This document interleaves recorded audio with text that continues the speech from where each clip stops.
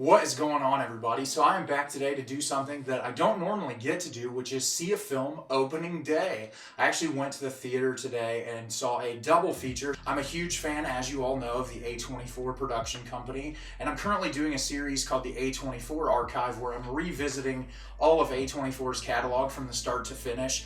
But as A24 is releasing new films, I'm still obviously going to go to the theater and watch these movies as they come out. And the film I'm going to be discussing today is Bodies, Bodies, Bodies. Bodies, Bodies, Bodies is directed by Halina Reijn. In an isolated family mansion, a group of rich 20-somethings decide to play Bodies, Bodies, Bodies, a game where one of them is secretly a killer while the rest try to escape. Things take a turn for the worst when bodies really start turning up, setting off a paranoid and dangerous chain of events. So I was actually really excited to see this movie because it was starring someone who I really like, Rachel Sennott, who was in the film Shiva Baby, which I thought was an absolute masterpiece. Such an incredible piece of filmmaking with beautiful dialogue, incredible cinematography, and a really poignant conversation about how, people perceive you and parents' reactions to you and growing up in a conservative religious sect. And it was just amazing. And her performance was so dynamic in the way that she commanded the screen. So other than her being in this film, I really didn't know anything about it other than it was produced by A24. And suffice to say, this was one of the worst movies I watched the entire year. I think that it's poorly written. I think it's poorly directed.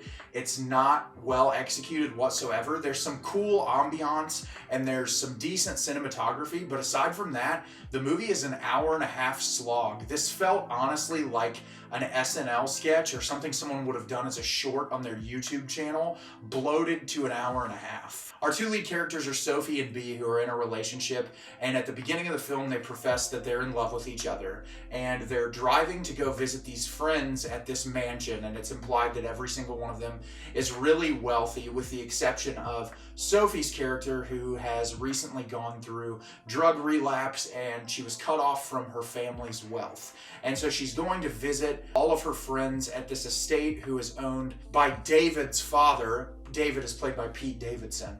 And they show up and there's this whole cast of characters that are there, including Rachel Sennott's character. They're all kind of back and forth when Sophie first arrives. You can tell the tensions are higher with some of the people there compared to some of the other people, and the way that their relationship dynamic is played out because they're all really wealthy.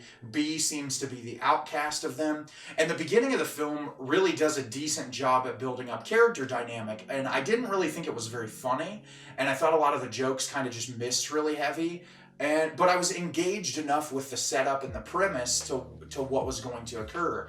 And so they end up, because a hurricane is supposedly on the way, they are about to play this game that they made up called Bodies, Bodies, Bodies, which is essentially someone gets to be the killer, the rest of the people have to find out who the killer is. They play this game, they never really find out who the killer is, and then what happens is they all go to bed, except for a couple of them who they stay up and do drugs and they do all this other kind of stuff.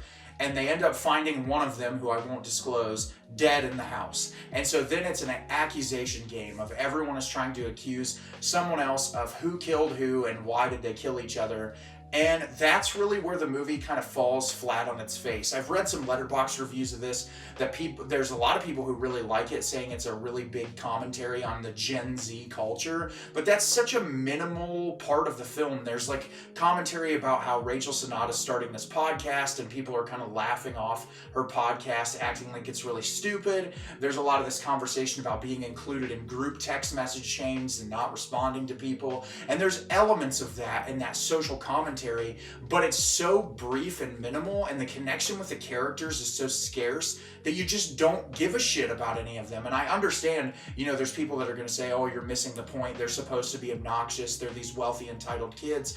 But it's not even played satirically enough over the top to get any laughs. And unfortunately, most of the actors in this film are really bad. There's not really any standouts for me. Even Rachel Sennott, who I thought was brilliant in Shiva Baby, kind of just comes off as really really obnoxious, and I understand the point is her being really obnoxious. She's supposed to be this wealthy, over-the-top person, but it's the way that she plays the character that just doesn't come across as funny or campy. When you look at like camp played really well, like for example, you look at a film like Pink Flamingos done by John Waters, where you have these people playing camp up to this extreme degree that's really comical because it's over the top and dark. And I felt like from the trailer of this film, it was supposed to be a really dark comedy with violence involved, which I love overly violent, dark films that have a humorous side to them. I look at a film in recent years like Tucker and Dale versus Evil, which is a silly little comedy about these people who think they're being attacked by these backwoods rednecks when the rednecks are just trying to help them.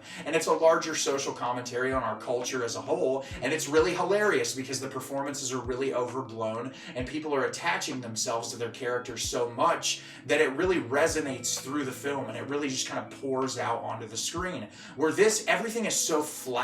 As soon as the first death happens, most of the film is people run into a room, they see a body, they go, oh no, someone died, and then it's bickering back and forth of who killed who without any real rhyme or reason as to why they killed someone else. There's these brief interactions of like, oh, this person doesn't like this person, or this person doesn't like that. But it's not a film like Clue, where it's really intelligently done, where you have all these people who are completely anonymous getting into a house together and trying to suss that out with really great character performances from everyone involved. This one is just really flat. It doesn't really stand out. It's not like dark, like really great British comedy. There's so many great British comedies. Like I think of a film like Death at a Funeral, which is incredible. It's dark. It's really played completely for satire. Or if you want to look at something even more widely accessible like Edgar Wright, you look at a film like Hot Fuzz that combines really dark humor with violence, and it does so really well, where there's violent moments that you're laughing at that you probably shouldn't be laughing at. Or someone that is one of my favorite filmmakers of all time, Yorgos Lanthimos, who I think is brilliant at combining really dark subject matter with overt comedy and like just a really bland way that people deliver lines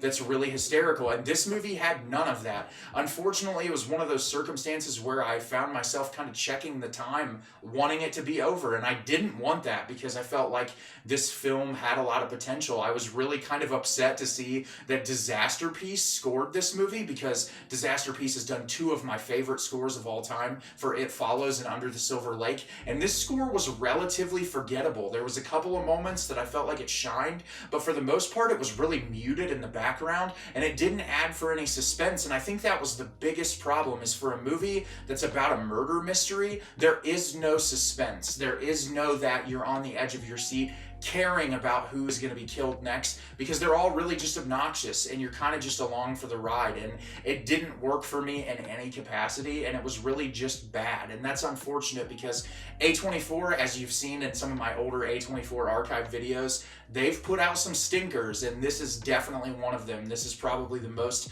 disappointed I've been in an A24 film since Zola, which still was much better of an experience than this movie was. But yeah, this is not one I would recommend. I'd wait to form your opinion on it till it's on VOD. It's definitely not worth spending your money on. It was just an hour and a half of me wanting to leave the theater, and it was hard because I watched this as a double feature with Jordan Peele's Nope, which was the first film I watched of the day, which was absolutely excellent. So I was riding the high of that incredible experience of his film, and then going into this and just kind of flatlining my excitement. So I would not recommend Bodies, Bodies, Bodies. So have you seen Bodies, Bodies, Bodies? Did you love it? Did you hate it? Leave me a comment down below and let me know what you thought. I thought this movie was a slog. It was incredibly boring with some really horrible dialogue and some not great performances. As always, if you can like the video and subscribe to the channel, it helps me out a lot and lets me know the type of content you're looking for. I'm always putting out new material, and I look forward to getting more out for you in the near future. And as always, everyone, thank you so much for watching, and have a great rest of your day.